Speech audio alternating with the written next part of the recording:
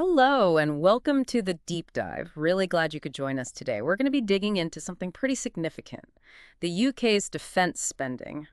It's on the rise. We've looked at government announcements, expert takes, quite a bit of material. Our goal here is really to unpack it all for you, give you the key insights so you understand what's actually driving this and why it matters. Thank you for watching Westferry Times. That's exactly right. We're trying to get under the skin of this commitment to boost defense, Yeah. especially given the tricky global situation right now. We want to provide that context, look at the rationale, and think about the implications. And helping us navigate all this, we're very pleased to have Dr. James Thompson with us. He's a senior fellow at the Royal Institute for Strategic Studies. It's great to have you here. Thanks. Good to be here. Okay, so let's dive in. The headline news is this big jump in defense spending. The government's pledging 2.5% of GDP by 2027. I think that works out to, what, an extra $13.4 billion a year? That's the figure, yes. And then there's talk of maybe 3% down the line next parliament. So what's really pushing this? What are the key drivers for such a, well, substantial commitment? Fundamentally, it comes down to a more unstable global security landscape. It's not just one thing. Obviously, Russia's aggression in Ukraine is a huge factor, a major concern.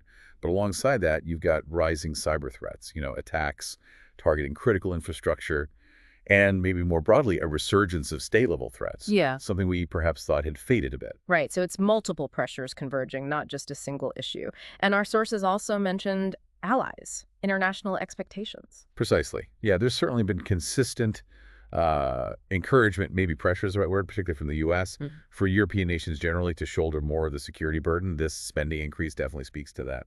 The Prime Minister called the biggest sustained increase since the Cold War.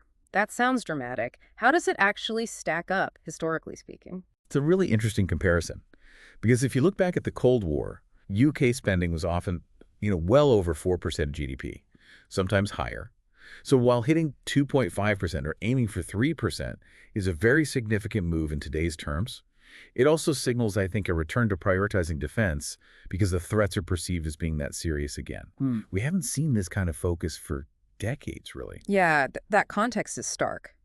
Now, spending this much more on defense, it has to come from somewhere or have knock-on effects. One specific point mentioned was a cut to overseas development aid.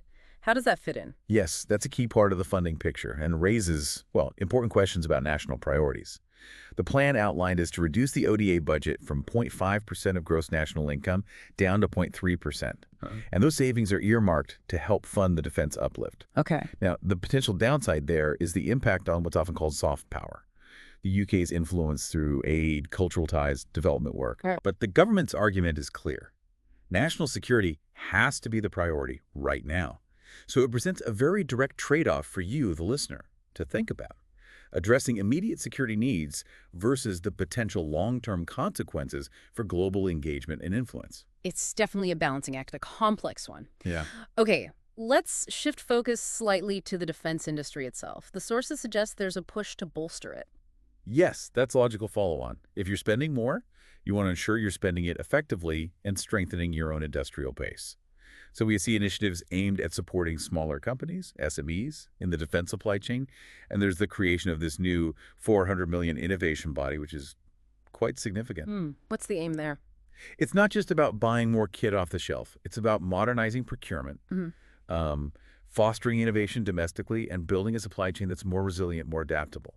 Ultimately, making sure the extra money translates into genuinely enhanced defense readiness for the future. Right, building that underlying capacity, not just the frontline equipment. Okay. And speaking of future capability, one big project highlighted is the Global Combat Air Program, GCAP. What is that exactly? GCAP is, it's a major international venture. The UK is working with Italy and Japan. The core goal is to jointly develop a sixth-generation fighter jet. We're talking cutting-edge stealth technology, making it very hard to detect. Sixth generation. So replacing things like the Typhoon eventually. Exactly. It's intended to be the successor to aircraft like the Eurofighter Typhoon. And the benefits of doing it this way, collaboratively, are pretty clear. Stronger defense relationships, shared R&D, pooled expertise, and crucially, sharing the very significant costs involved. So strategic and economic benefits rolled into one. Okay. What about capabilities on the ground? The sources mentioned the Challenger 3 tank for the Army. Yes, the plan is for 148 Challenger 3 tanks. This is a really significant upgrade for the Army's armored forces. We're talking substantially better firepower, much improved crew protection, and better mobility compared to the Challenger 2. So more effective in demanding situations. Definitely. It's about ensuring the Army maintains a credible, potent capability for high-intensity conflict scenarios. It's a serious investment in land power. It's good to see these concrete examples, air power, ground forces, where the money is intended to go. How does all this UK activity fit within the wider European context? I saw a mention of an EU initiative, Readiness 2030. That's a really interesting point. Even though the UK is outside the EU structure now, its increased spending and particularly collaborative projects like GCIP actually align quite closely with the broader European trend towards bolstering defense. Okay. The EU's Readiness 2030, aiming to mobilize, I think it's up to $800 billion for defense across member states, reflects that same drive. So while the UK isn't formally part of that EU push, its actions are complementary. They contribute to the overall enhancement of European security. The commitment is shared, even if the institutional frameworks differ. That makes sense. Shared threats require, well, broadly aligned responses, regardless of the specific political structures. So finally, as the UK embarks on this major ramp up in defense spending, what are the hurdles? What are the main challenges in actually delivering this effectively? Well, there are definitely challenges. Firstly, simply managing such a large injection of funds efficiently, ensuring it goes where it needed most and isn't wasted. That's always a challenge with big budgets. Right. Value for money. Absolutely. Then there's maintaining public support, especially when there are other pressures on public finances, the economy, cost of living. That's vital. And thirdly, the sheer pace of technological change. Yeah. Threats evolve rapidly. So the procurement system, the strategy itself, needs to be agile enough to adapt. So it requires constant monitoring. Constant assessment, yeah. Oh, right. Flexibility is key. You can't just set a plan in stone for the next decade and assume it will hold. It needs ongoing review and adjustment. Some really critical points to watch as this whole strategy unfold. Dr. Thompson, thank you so much. That was incredibly insightful. Really appreciate you breaking it down for us. It was my pleasure. Happy to discuss it. And a big thank you to you for tuning in to the Deep Dive. If you found this discussion useful, please do give us a like, perhaps share it. It really helps stay informed and stay safe.